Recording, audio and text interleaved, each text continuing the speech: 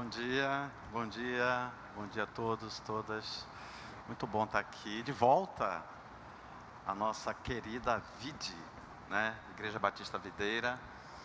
Mais um ano juntos na videira, juntos com a videira.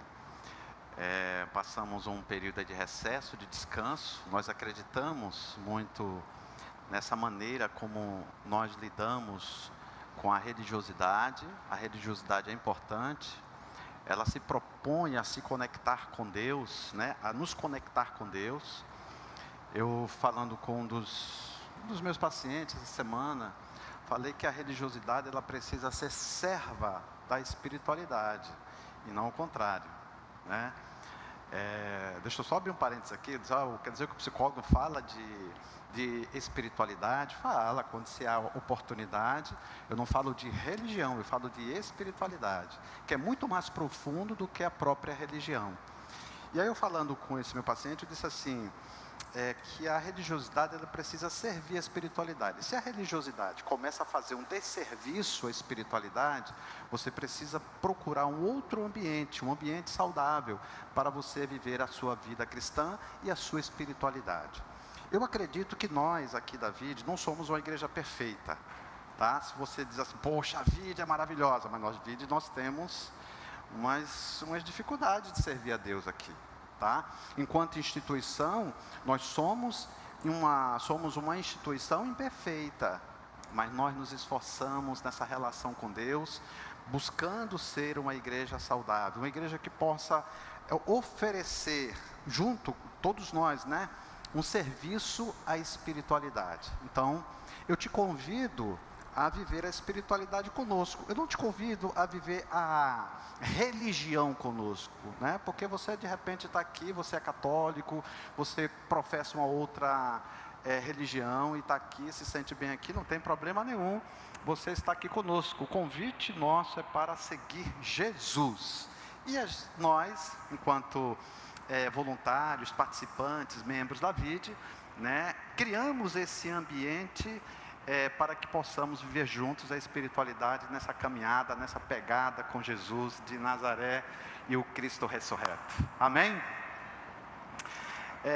Eu iria começar hoje um novo tema para nós conversarmos durante o mês de janeiro, mas nós decidimos começar no próximo domingo. E o próximo domingo irei falar sobre descanso.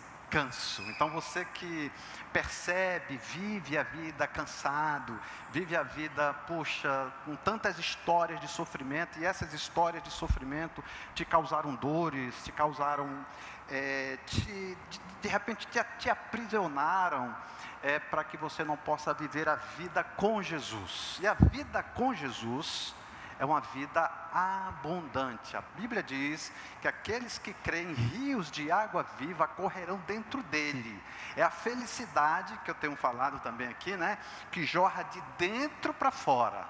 Nós não acreditamos numa felicidade efêmera, que pode ser diluída, que pode ser perdida, né? A felicidade em Jesus, do Cristo ressurreto, é uma felicidade que é alicerçada, garantida por Jesus. Muito embora nós vivamos as dificuldades, as aflições, né, as perdas, os traumas, as frustrações e tantas coisas que acontecem na nossa vida, mas nós temos absoluta certeza que Ele está conosco todos os dias até a consumação dos séculos.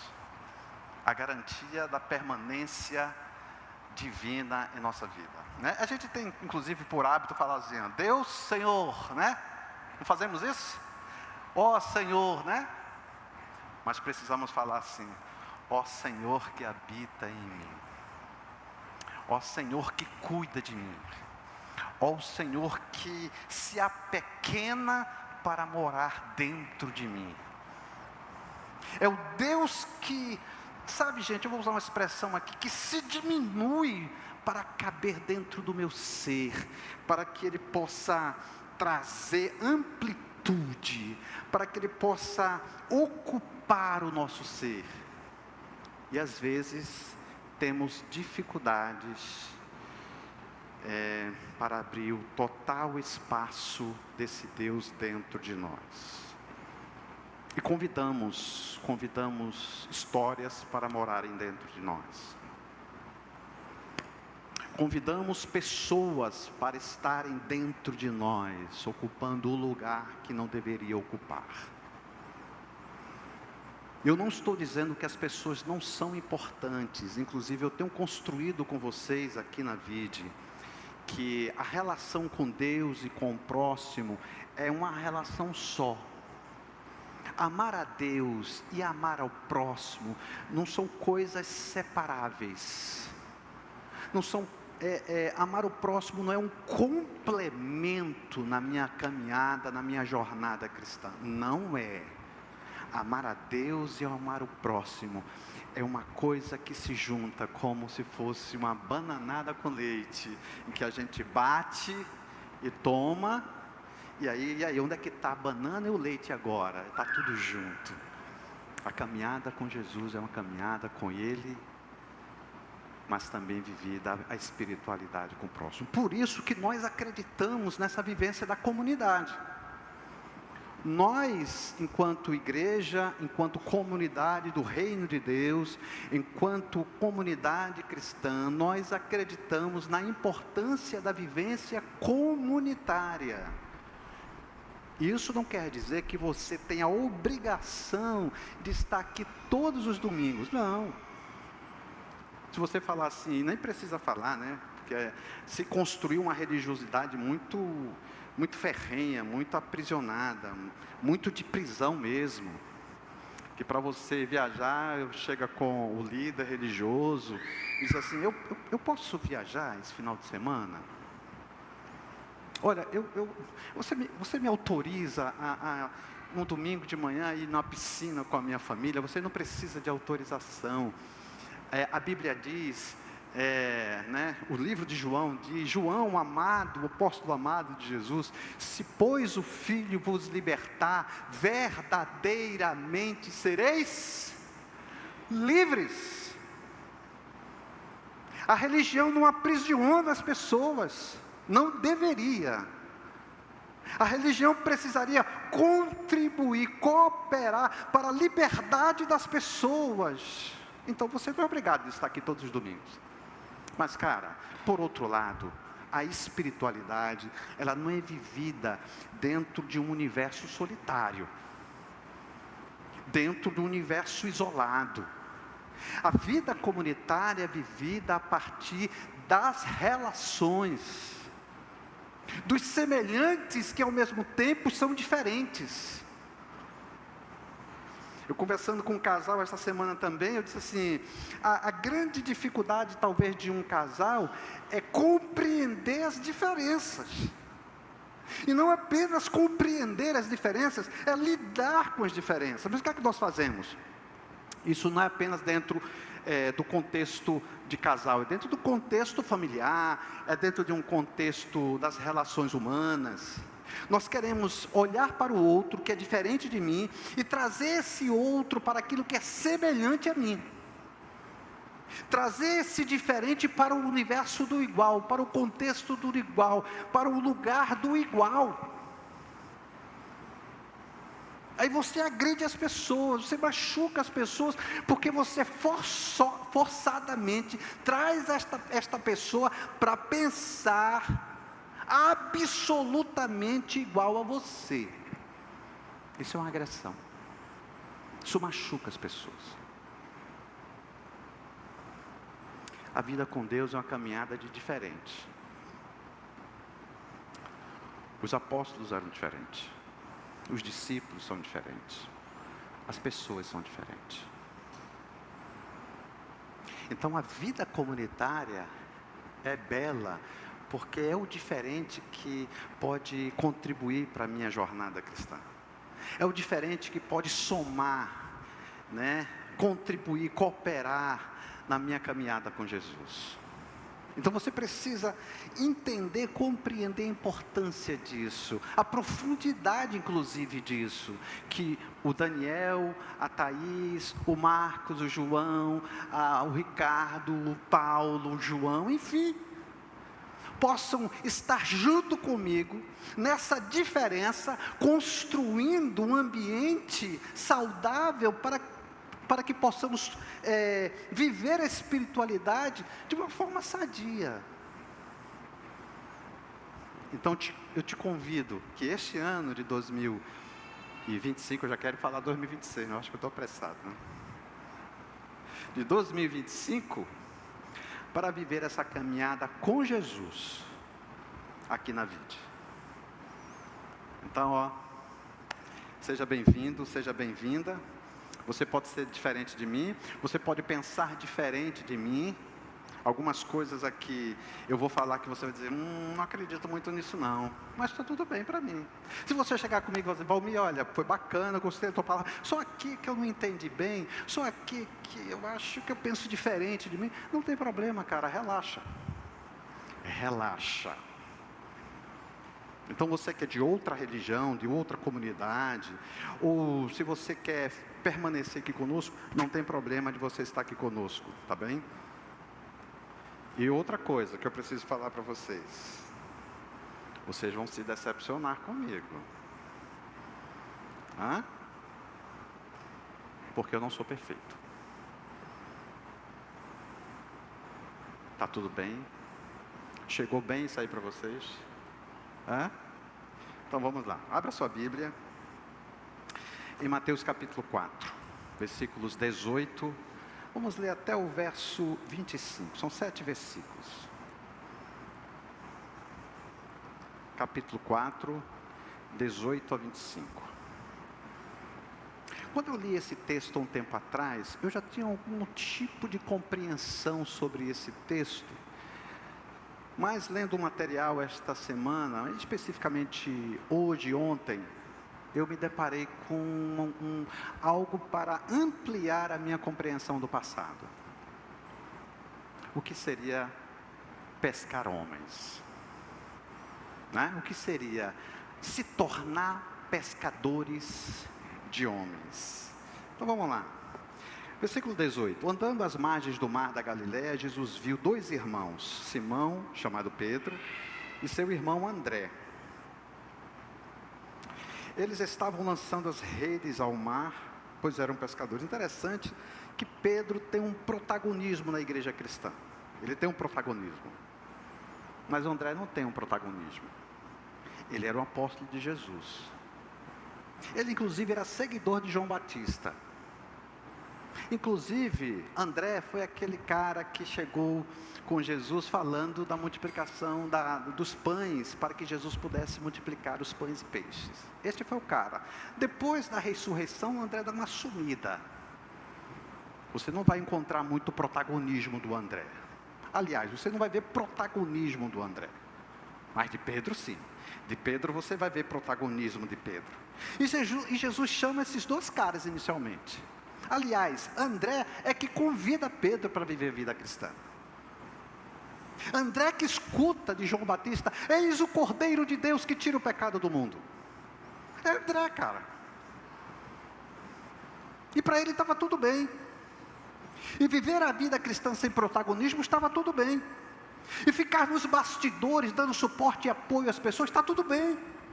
Para André estava tudo bem. Não pense que a vida cristã é de protagonismo sempre. De repente você não vai ser um pastor. De repente você vai servir melhor do que um pastor. Esse foi o André. Mas o Pedro, não, Pedro, sem comentários. Pedro foi um cara meio difícil. Mas foi chamado por Jesus. Pedro negou Jesus. Pedro foi o primeiro cara que disse assim, tu és o Cristo, Filho do Deus vivo. Foi o primeiro apóstolo que reconheceu o messianismo em Jesus. Tu és o Cristo, Filho do Deus vivo. Pedro. Mas Pedro foi o cara que cortou a orelha do Malco, né? Pedro foi o cara que negou Jesus, né? Pedro foi o cara que discriminou os gentios e foi criticado por Paulo, né? Mas foi Pedro. Mas Pedro estava ali na comunidade de Jesus. André estava na comunidade de Jesus. E eu estou na comunidade de Jesus. E nós estamos na comunidade de Jesus, na comunidade dos imperfeitos, da comunidade dos diferentes, não dos iguais, não dos perfeitos, não dos 100% corretos, não dos 100% íntegros. Nós somos parte desta comunidade, da comunidade do reino de Deus, que caminha de mãos dadas, nesta jornada gostosa, desse evangelho gostoso, das relações em que nós podemos construir uma comunidade saudável, não pelos nossos próprios méritos, não pelos nossos próprios esforços, não pelas nossas próprias habilidades e potências, não, mas pela presença divina em nosso ser, mas contando com o apoio, suporte e poder do Espírito Santo de Deus, que habita em cada um de nós, nas nossas imperfeições,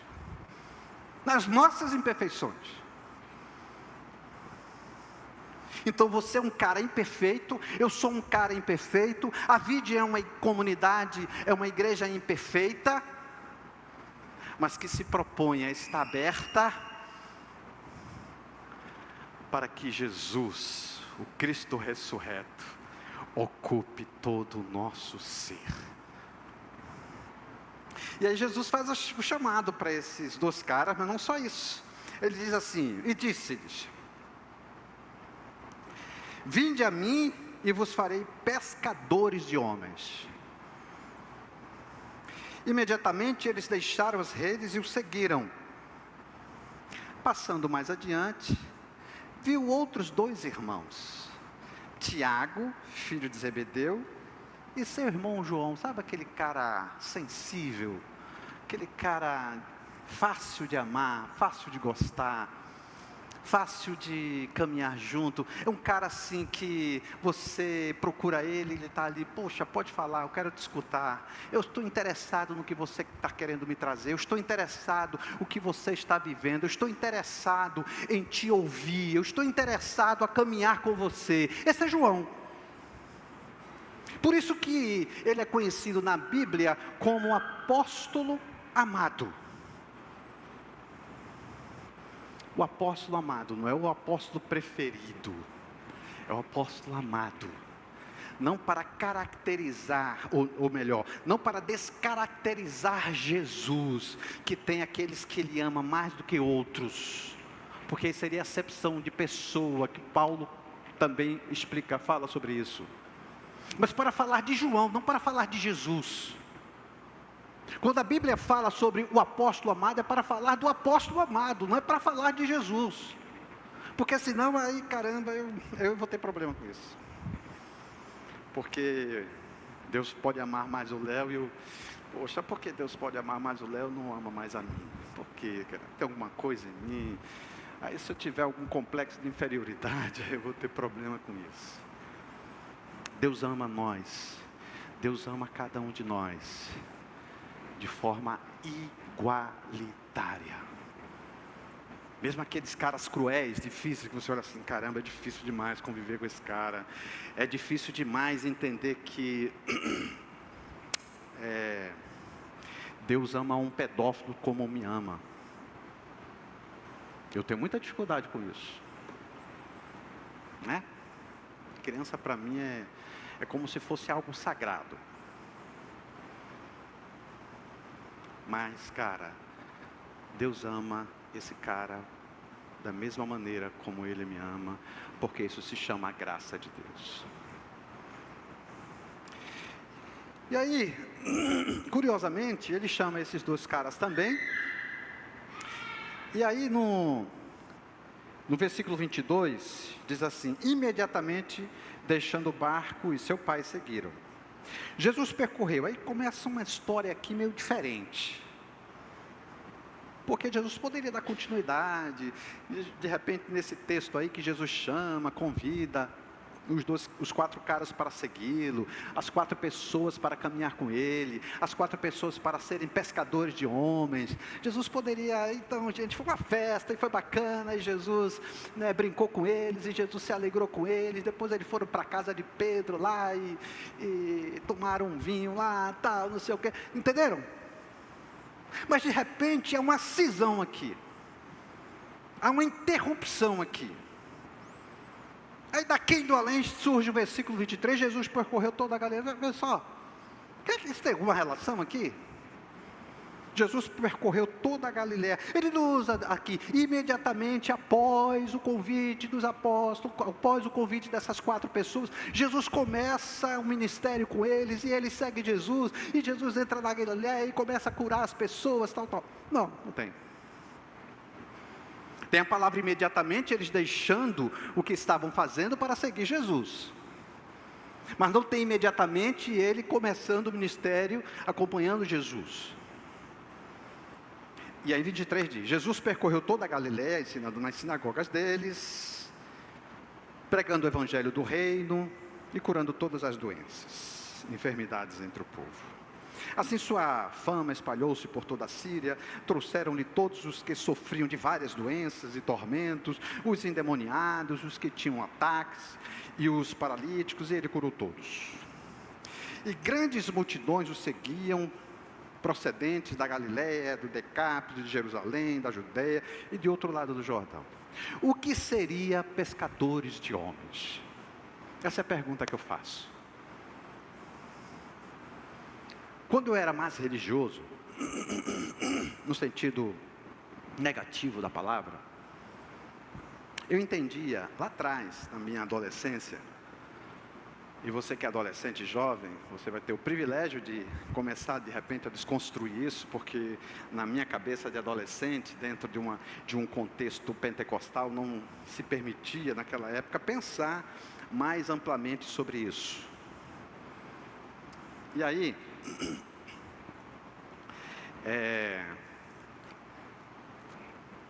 eu pensava que ser pescadores de homens seria nós sairmos daqui para procurar aqueles pecadores lá fora, para viver a espiritualidade aqui dentro.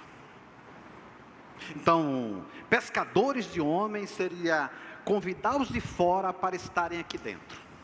Ou, até mesmo levar pessoas, aquelas pessoas que não acreditam em Deus, em Jesus, para que eles possam viver a espiritualidade conosco, porque nós estamos certos e eles estão errados. Então a nossa mensagem era uma mensagem mais acusativa. Vamos colocar a minha mensagem. A minha mensagem do passado era acusativa, era sentenciadora, era separatista, era segregadora. Então eu olhava o cara e você está ali, sabe a expressão de João Batista? Eis o cordeiro que tira o pecado do mundo. Eu dizia assim, eis um pecador distante de Deus. Eu era o principal, como o apóstolo Paulo fala. Eu era esse cara. E aí eu fui crescendo, fui avançando, algumas reflexões minhas, já com meus 30 anos de idade. Hoje eu estou com 35. Ninguém questionou, né? Bacana, obrigado. E meus 30 anos de idade, eu comecei a pensar amplamente mais sobre esse texto. O que seria pescar homens? Então, quando você pensa pescar homens, o que vem na sua cabeça? O que é que você pensa sobre esse imperativo bíblico de vocês precisam ser pescadores de homens? O que seria isso? E eu vou dizer para você. Pescar homem é muito mais do que um convite para viver a religiosidade com Jesus. É muito mais que isso. E esse muito mais que isso dá trabalho.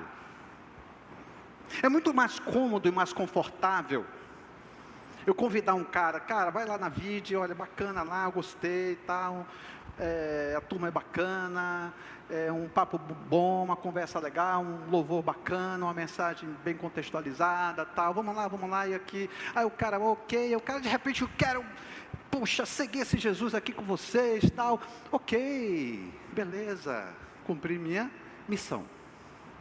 O cara está vivendo a religiosidade comigo na vida aos domingos. Não é só isso. A vida cristã não se restringe, ou é minimizadora, ou é diminutiva, ou é reducionista, a ponto de entender, de compreender que a minha missão na relação com você é trazer você aos pés de Jesus, e está tudo bem, glória a Deus por isso, e cumprir a minha missão com você, tchau, olha, Deus te abençoe, vai fundo, vai na tua fé, né? Como diz a canção, vai com Deus, né? Que a minha missão com você acabou. É muito mais que isso. A vida com Jesus é muito mais que isso. Ser pescador de homens é muito mais que isso. Ser pescador de homens é alcançar esse homem inteiro, é buscar compreender esse homem integral. Ou dentro da perspectiva da psicologia é biopsicossocial espiritual. Eu alcanço o cara fisicamente, o cara tem fome, eu vou lá, dou de comer para ele. O cara tem problemas emocionais, eu não estou dando mais conta, eu pago o psicólogo para ele. O cara está tendo problema na família, eu me insiro na família para que eu possa dar suporte a esta família. O cara está vivendo uma espiritualidade maluca por aí, tudo, eu me insiro para que essa pessoa possa viver uma espiritualidade junto comigo de forma saudável.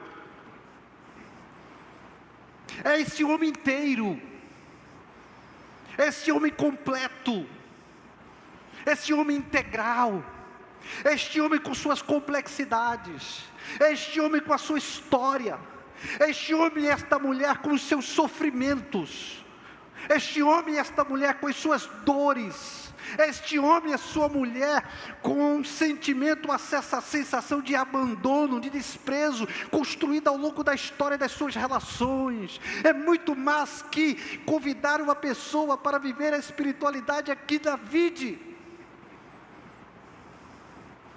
A caminhada com Jesus é uma caminhada ampla. E talvez você esteja decepcionado, ou saia decepcionado hoje daqui, eu não sei. Mas a vida cristã não é só o encontro. A vida cristã é se importar com gente. A vida cristã é ser pescador dos diferentes. Do preto, do branco, da mulher, do homem, do hétero, do homo, de qualquer pessoa. É cuidar dessa pessoa. Antes de tudo é ouvi-la. Jesus certa vez estava com um dos caras aí que estava com alguns problemas. E parece, quando você vê assim, essa obviedade às vezes do texto bíblico me mata, talvez você fale isso. Porque Jesus chega com um cara e diz assim: o que queres que eu te faça? O cara está doente, cara. O cara está padecendo. E naquela época quem era doente, a comunidade não inseria, não integrava, ficava do lado de fora do templo. Aqui você não entra, porque você foi vítima do pecado, você é a consequência do pecado. As suas dores, as suas doenças, você está nesta condição porque você merece. E se você merece, se resolva com Deus. Depois que você ficar curado, não sei como, e muita gente pobre naquela época, não sei como, você tem que dar seu jeito. Assistência médica, SUS, tá de brincadeira. Não tinha esse negócio não, cara. Não tinha esse negócio. Então a religiosidade daquela época era segregadora mesmo, nesse sentido. Então deu o seu jeito. Então Jesus se propõe e diz assim para esse cara: o que queres que eu te faça? É uma pergunta óbvia? É, mas Jesus tinha interesse em ouvir, em escutar. Jesus tinha interesse pelas pessoas. Eu gosto da expressão do Salmo que diz assim: e ele se inclinou para mim. Sabe o que significa se inclinar? Isso aqui, ó. Isso é se inclinar. Eu procuro, quando converso com as crianças, quando eu conversei com as duas criancinhas ali, foi o que eu fiz? Eu fiz isso aqui, ó. Fale, tio. Não foi, meu amor? Eu falei com você assim? E você me deu um beijinho? Por quê? Porque tenho interesse no que a criança, e eu me igualo à criança, eu fico do tamanho da criança. Isso é interesse. Jesus faz isso conosco. Tu acreditas nisso? Quando você está vivendo a sua espiritualidade, quando você está orando, Jesus faz isso aqui. É o interesse que Deus tem por você, mesmo você sendo imperfeito. Eu queria, para contribuir com a nossa reflexão, caramba, já está acabando meu tempo aqui. Marcos 1:23. Marcos 1:23 fala de algo interessante. 23-26 diz assim: havia na sinagoga um homem possesso de um espírito impuro, que gritou: que temos nós contigo, Jesus Nazareno? Vieste para destruir-nos? Sei quem tu és, o Santo de Deus. Mas Jesus o repreendeu, dizendo: saia deste homem, ou cala-te e sai dele. 26. Então o espírito impuro o agitou, causando-lhe convulsões, e gritando, saiu dele. Eu não gosto muito de falar no diabo, até porque ele não fez nada por mim. Quem fez por mim foi o Filho de Deus. Ah, como eu gosto de falar de Jesus, como eu gosto de dialogar sobre Jesus, como eu gosto de conversar acerca da espiritualidade, eu gosto. Mas eu estou com C.S. Lewis, quando ele fala sobre o diabo. Eu quero falar para vocês que existem diabos. Lúcifer é uma realidade por 3 motivos, segundo C.S. Lewis, eu acredito. Primeiro, que nas tradições das culturas, das tradições milenares, sempre se falou em alguém, em algum ser, que se assemelha a Lúcifer. Segundo, a ciência nunca me deu argumentos razoáveis, contundentes, que o diabo não acredita, que Lúcifer ou o diabo não existe, não existem. E terceiro, tem algumas coisas que eu vejo na palavra de Deus que eu não tenho explicação e que eu só posso atribuir isso a Lúcifer e seus seguidores. Então eu acredito, mas eu acredito em diabos. Diabos que se presentificam na vida das pessoas. E sabe o que seria diabo? Diabo seria aquele ego absoluto.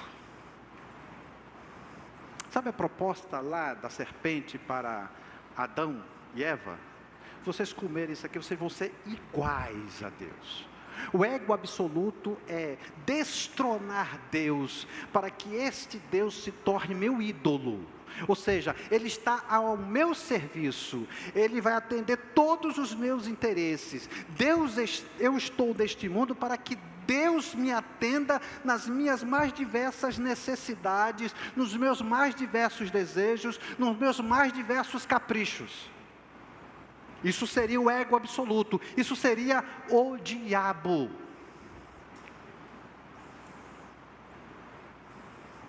E existem diabos.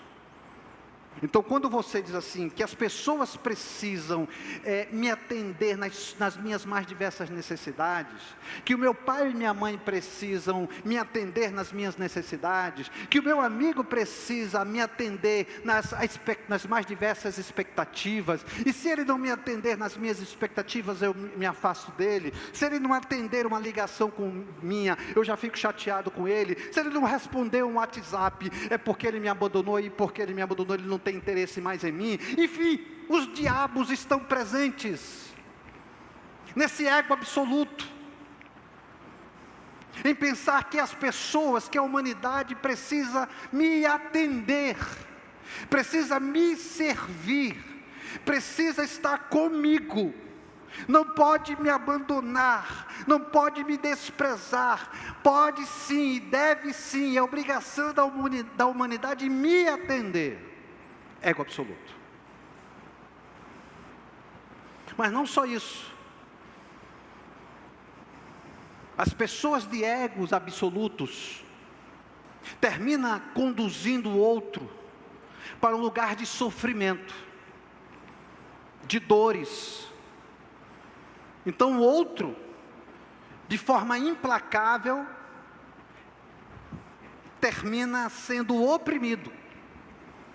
Isso nas relações amorosas, nas vivências de família, dentro das comunidades religiosas também, dentro de contextos políticos, dentro de culturas diversas.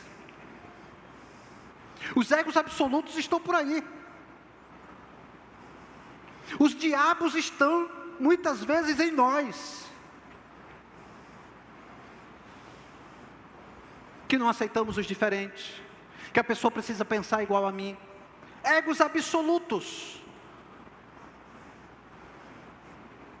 E se oprime as pessoas, se machuca as pessoas, e desconfigura as pessoas, e mancha essa beleza de ser gente da pessoa.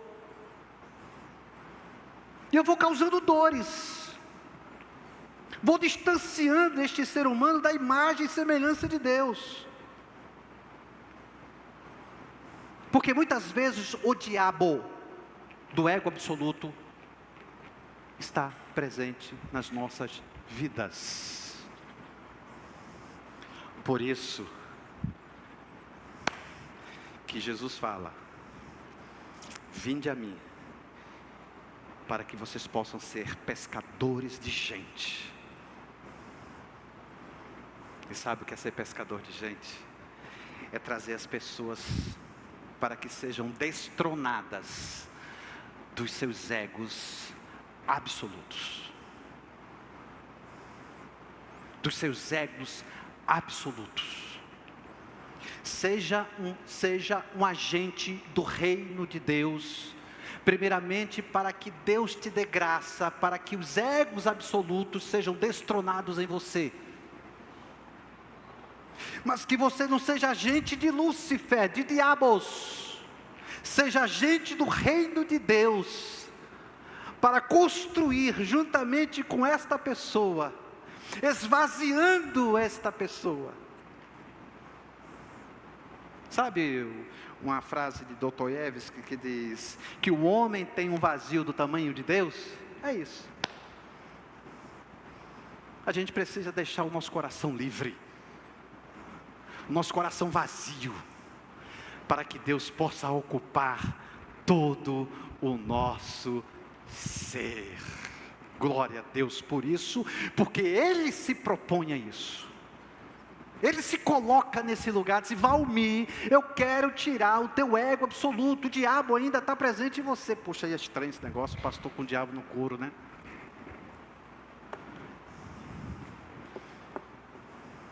Não estou falando de diabo. Eu estou falando dos nossos egos, que nós fomos atingidos com uma cisão. A cisão de buscarmos nossos próprios interesses. Custe o que custar. Custe o que custar.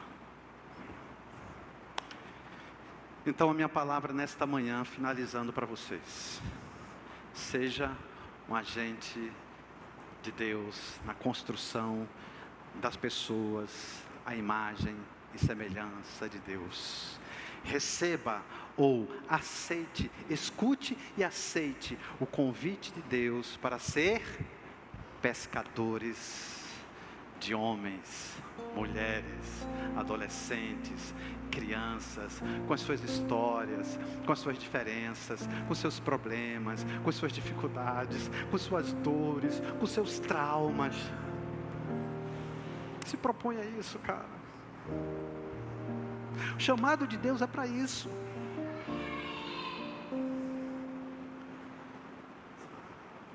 O chamado de Deus é para isso? É para isso.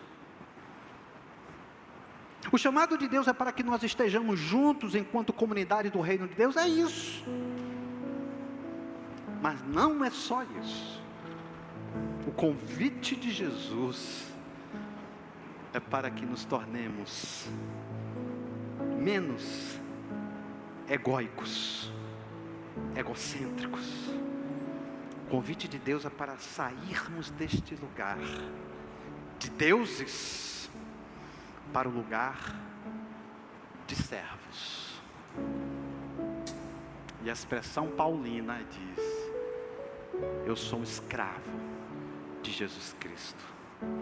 Porque escravo não tem desejo, não tem vontades. Para você soa estranho isso, mas eu prefiro seguir na vontade de Deus, que é boa, perfeita e agradável.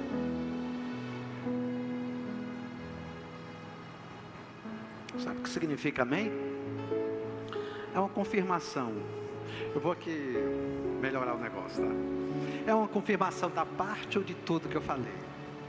Você não precisa concordar com tudo, mas se você concordar pelo menos com uma parte, cara, eu vou sair assim: puxa vida, cumpri minha missão hoje na vida, estou feliz que o cara pelo menos levou alguma coisa aqui, daquilo que eu falei, daquilo que acredito, daquilo que me seduz, daquilo que habita em mim, daquilo que me enche o coração. Seguir Jesus me enche o coração, me enche o coração seguir Jesus. Que você seja enchido desse Jesus. É desse Jesus. Sejamos pescadores de homens. Vamos ficar em pé e vamos cantar.